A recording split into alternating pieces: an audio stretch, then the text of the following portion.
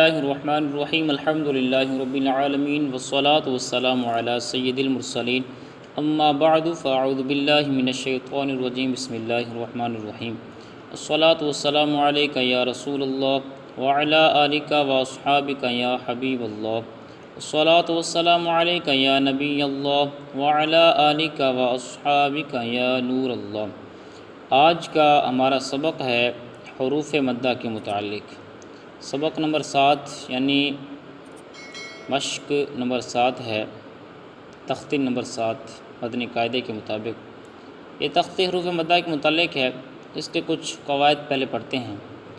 اس علامت کو جزم کہتے ہیں۔ یہ علامت سکرین پر آپ دیکھ رہے ہوں گے، جو علامت ہے واو کی طرح، اس کو جزم کہتے ہیں۔ جس حرف پر جزم ہو اسے ساکن کہتے ہیں۔ ساکن حرف اپنے سے پہلے متحرک حرف سے مل کر پڑھا جاتا ہے۔ ظاہر بات ہے، ساکن حرف پر جب حرکت ہی کسی حرف پر نہیں ہوگی تو اس کیسے پڑھیں گے؟ تو اس سے پہلے جو متحرک حرف ہوگا اس سے ہم اس کو ملا کر پڑھیں گے۔ یا اور اسی طرح حروف مدہ 3 ہیں، الف، واو، یا۔ الف سے پہلے زبر ہو تو الف مدہ ہوگا، جیسے با، الف با، ٹھیک ہے۔ واو ساکن سے پہلے پیش ہو تو واو مدہ ہوگا، جیسے بو۔ یا ساکن سے پہلے زیر ہو تو یا مدہ ہوگا، جیسے بی۔ حروف مدہ کو ایک الف یعنی 2 حرکات کے برابر کھینچ کر ہم پڑھیں گے انشاءاللہ عز و جل۔ اب آتے ہیں تختی کی طرف، اپنے سبق کی طرف۔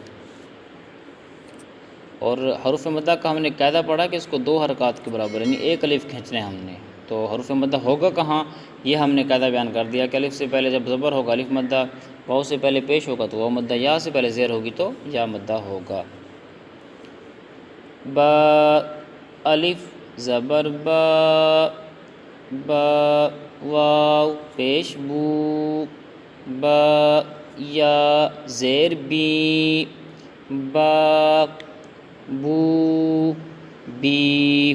دیکھیں اب ایک الف ہم اس کو کھینچ رہے ہیں، ٹھیک ہے۔ با ایک الف، بو ایک الف، بی یہ ایک الف۔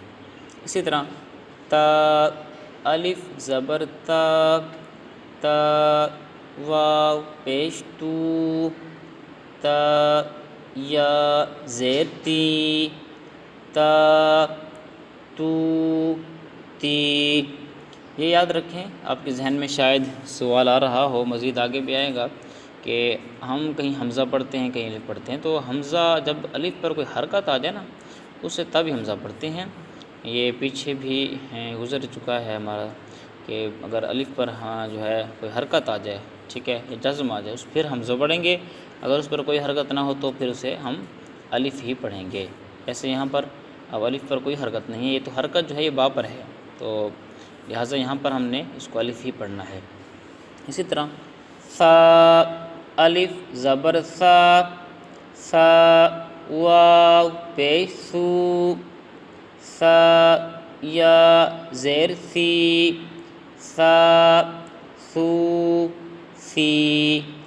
جیم، الف زبر جا، جیم، واو پیش جو، جیم، یا زیر جی، جا، جو، جی۔ دیکھیں پیچھے جس طرح ہم نے کھینچا تھا جن الفاظ کو، ان کو کھینچ رہے ہیں، یعنی کہ جوڑوں کے اندر بھی، تو ہر جگہ اسی طرح ہوگا، اور جن کو نہیں کھینچا تھا ان کو نہیں کھینچ رہے۔ اب ہا کو صرف ایک الف کھینچا تھا تو یہاں پر بھی اس کو اتنے ہی کھینچیں گے جوڑ کرتے وقت۔ دیکھیے گا ہا، دیکھیں ہا، الف زبر ہا، ہا، واو پیش ہو، ہا، یا زیر ہی، ہا، ہو، ہی۔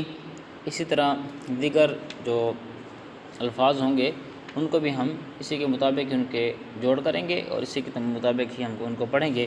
مزید آگے میں رواں پڑھ دیتا ہوں، آپ نے جوڑ بھی کرنے ہیں اور رواں بھی پڑھنا ہے۔